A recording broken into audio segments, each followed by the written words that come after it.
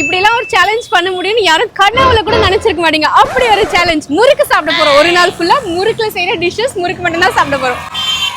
இப்போ மார்னிங் பிரேக்ஃபாஸ்ட்க்கு முறுக்கு கடைக்கே வந்திருக்கோம். அச்சு முறுக்கு, கை முறுக்கு, ரிப்பன் முறுக்கு, பட்டர் முறுக்கு. இது வந்து என்ன முறுக்குன்னு தெரியல. ஆக்சுவலா முறுக்கு தான், ஆனா பேரு தெரியல. எல்லா முறுக்கும் டிஃப்ரெண்டா இருக்கு.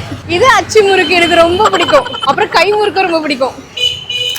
இதை நான் எப்படி சாப்பிடுவேன் தெரியுமா? இப்படி பிச்சி விரல்ல மாட்டி இப்படிதான் நான் சாப்பிடுவேன் இந்த முறுக்கா. நீங்க எப்படி சாப்பிடுவீங்கன்னு கமெண்ட் பண்ணுங்க. ஆஃப்டர்நூன் லஞ்சுக்கு முறுக்கு சாண்ட்விச் வாங்கியிருக்கோம். ஒரு பிளேட் பார்த்தா அதில் அதனால 2 பிளேட் பயங்கரமா சீஸ் போட்டு கொடுத்துருக்காங்க. தாராளமா சீஸ் போட்டு கொடுத்துருக்காங்க. அதுக்கப்புறம் சட்னி தான் ஹைலைட். இப்போ ஈவினிங் ஸ்நாக்ஸ்க்கு பஜ்ஜி சாப்பிட போறோம். என்னடா இப்ப முறுக்கு சேலஞ்சுன்னு பஜ்ஜி சாப்பிடறாங்கன்னு யோசிக்கிறீங்க. இது முறுக்கு பஜ்ஜி. புதுசா இருக்குல்ல? எனக்கே புதுசா தான் இருக்கு.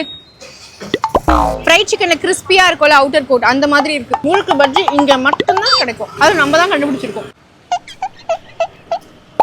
இப்போ நைட் டின்னருக்கு முறுக்கு சூப் குடிக்க போறோம். நான் புதுசா கண்டுபிடிச்ச டிஷ்லாம் கிடையாது, இங்க ஆல்ரெடி இருக்கு. முகில் சூப்ல முறுக்கு போட்டு கொடுப்பாங்க. பாருங்க, முறுக்கு.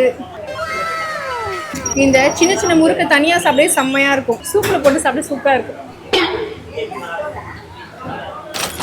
நீங்களாம் முறுக்கு ஸ்நாக்ஸ் ஆக சாப்பிடுவீங்க. என்னால 4 வேளையும் சாப்பிடு. செமையா இருந்துச்சுல்ல முறுக்கு சேலஞ்ச். யாரும் எக்ஸ்பெக்ட் பண்ணிருக்க மாட்டீங்கன்னு நினைக்கிறேன். இனிமேல் இன்னும் எக்ஸ்பெக்ட் பண்ணாத ஒரு ஐட்டம் நெக்ஸ்ட் வரப்போகுது. மறக்காம ப்ளீஸ் பண்ணி ஃபாலோ பண்ணுங்க.